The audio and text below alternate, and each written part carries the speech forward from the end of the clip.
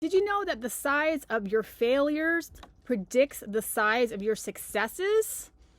Yes, I feel like a lot of us need to be reminded about this, because if you've been working towards achieving an accomplishment for a long time and you've met with nothing but abject and utter failure, as I have, in the goal to try and regain my health, let me remind you that the size of your failure merely is a prediction of how big your success is going to be.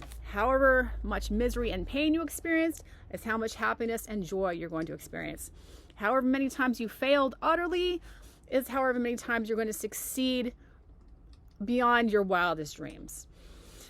If we look at an example like Thomas Edison, who discovered the light bulb, well, a lot of people criticized him because they said it took him 2,000 tries to invent the light bulb. And some people were trying to make him feel bad about it. And Thomas Edison was like, no. I did not fail 1,999 times when I was trying to invent the light bulb. I merely found 1,999 ways that didn't work. And that 2,000th try is the one where the light bulb finally lit up. So I was not failing. I was learning. I was simply learning what ways don't work.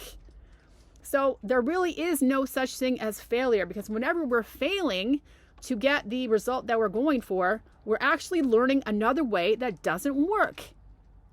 And let me remind you also that in all these abject and utter failures that I've had in my 27-year venture of trying to receive my health back, that's how I learned so much. I amassed a huge amount of information together by all of my failures, and I got a lot of clues and hints from the failures. So you get educated by the failures. Don't worry about the failures. The failure is only temporary. It's on that you fail your way to success.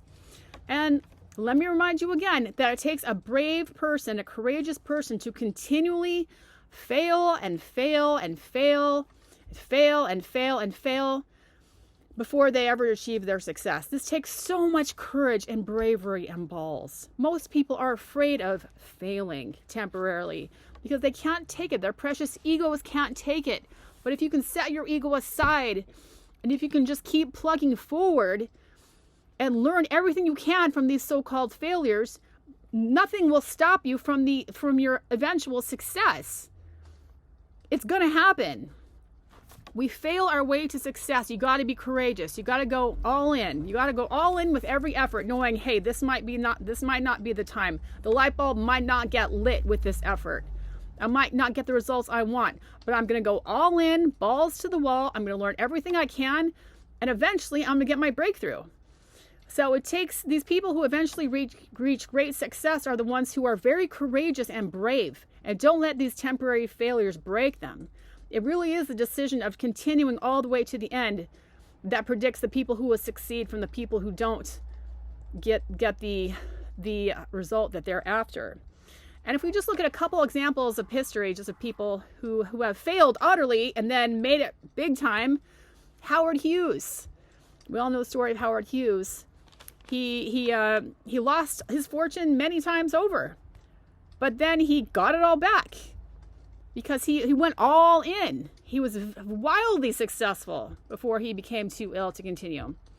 And another example is Donald Trump. He filed bankruptcy a number of times and was able to fight his way back from every single one of them, eventually becoming president of the United States, and he's amassed a great fortune of wealth. These are just a couple examples of people who've not been afraid to fail, to go all in.